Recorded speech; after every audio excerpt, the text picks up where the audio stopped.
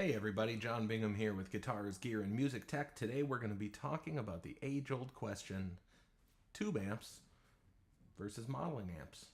Stick around.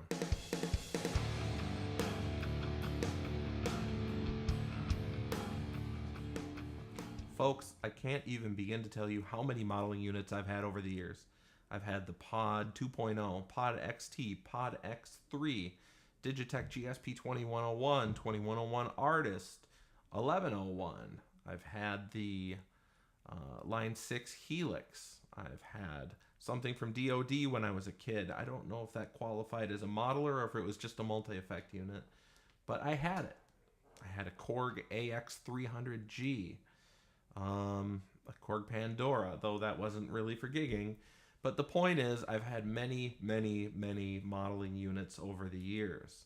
And I think that they're fantastic in some regard, and I think that they're also troublesome in some regard. Now, the first point of contention that I have with modeling gear is that every generation of modeling gear comes out and is commercialized with the same exact pitch. They say, "Oh my God, we finally did it. We finally did it. This is the one that sounds like tubes. Forget all the old ones that you have. Come and buy this one because we did it this time." But it's important for you to remember that 2 years from now, they're going to tell you the same thing. Forget the old unit you just bought. This is the one that did it. We finally did it. In reality, each individual unit sounded better from generation to generation. And I do think that around the release of Avid 11 Rack, they did start to sound pretty damn real. The Avid 11 Rack is an absolutely killer sounding unit, and everything that followed it sounds really good. You've got the Fractal Audio Axe FX 2, 2XL, 2XL Plus, 3. Kemper sounds crazy good. Line 6 Helix sounds really good. I haven't heard the new Headrush pedal, but I've heard nothing but good things about it. So I'm imagining that that also sounds really good. Now, we have to temper when and where these units sound really good, because I've had most of them. I've had experience with most of them in many practical situations, and I will tell you that there are a few letdown situations for any of them, no matter how good they sound. Let's start with where they absolutely shine. In a studio rack, when you're recording demo material, or when you're at home and you're practicing and you can't go really loud, they always sound really good in those situations. And another practical situation where they sound super good is when you're on a stage and you have the luxury of using in-ear monitors. If there's not a lot of stage volume, you can get a killer mix, and that's fantastic because you'll be able to hear what you're hearing in your in-ears, and the audience is hearing a really good representation of that guitar sound through the front of house. In my band, I have a very weird project called Elvis Simmons and the Memphis Strutters. It's this weird hybrid between Elvis Presley and Kiss, and it's all parody, and there's a lot of theatrics, and there's a lot of comedy that goes along with it. In that particular gig, we use the in-ears, and I've used a Line 6 Helix for the last couple, last 8-9 months. And every single show sounds the same. It sounds fantastic. I've got no variance in my guitar tone, which to me and to the audience who's expecting a particular show, it's great. You don't have to have a sound guy who's lazily throwing a 57. I'll just put it right there. There's no variance. It's a really stable, really killer approach. Now, conversely, where I feel these units do not shine is when you're in a recording, but in a rehearsal room with another guitar player who happens to be using a tube amp. Or if you're on a stage where you don't have the luxury of in-ears and you've got a lot of stage volume and you're going against a guitar player with a tube amp. No matter how good the technology is, they still haven't managed to totally get that tube tone happening. It's just not punchy enough. Not yet. I will say it's come a long way, but it's not there yet. So if you're considering buying a tube amplifier or you're considering buying a modeling amplifier, I would ask you to consider what are your needs. If you're in a band and you're playing with a guy with a Friedman or a dual rectifier or a Fender Twin or, God forbid, a Marshall JCM 800 or something with a massive amount of cut, you are absolutely going to get buried. However, if you're trying to get really, really good demo material at home, this is a good solution. Now, I no longer have my Helix. I had a lot of money tied up in that unit. As everybody knows, they're about $1,500 new.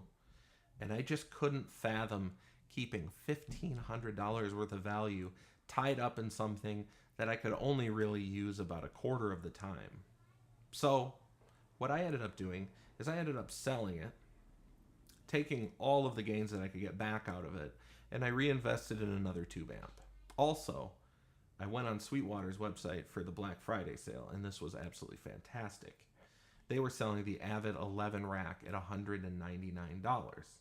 Now, comparatively, the Avid does not have the number of models, the number of effects, and the accessibility that the Helix offers. But for the sounds that are built into it, they're absolutely killer. If you get a chance to go and find a used Avid at your local Guitar Center, your local independent music store, on Reverb.com, on eBay, on Craigslist, whatever the case may be, if it's in good shape and it's a reasonable price, I really recommend checking it out. The thing sounds absolutely great. For home recording purposes, it's going to solve the problem of volume. It's going to solve the problem of mic placement. You're not going to have to worry about any of that stuff, and you're going to get excellent tracking. With Helix or 11 rack, just the same.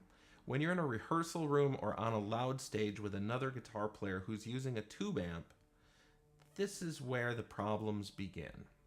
Now, let me explain my situation so you can kind of know the struggles that I went through to get to the analysis that I have now. In Junkhead, which is my grunge tribute band, I was using any number of tube amps for the longest time, but I decided I was going to take the Helix in and give it a go. My co-guitar player in that band is using a Friedman Dirty Shirley, which is a single 12 combo at 40 watts. Certainly not something that you would think is insurmountable in terms of its volume. Now, in terms of tone, the thing's ridiculous. It's one of the best sounding amps you can get. I'd recommend checking it out if you have the cash. It's an expensive amp, but it's one of the best sounding amplifiers I've ever heard. I took the Line 6 Helix in there. I've run it through the PA. I have run it through the effects return of a JCM 800 half stack. I've run it through a Seymour Duncan Power Stage 700. I think I'm getting that right.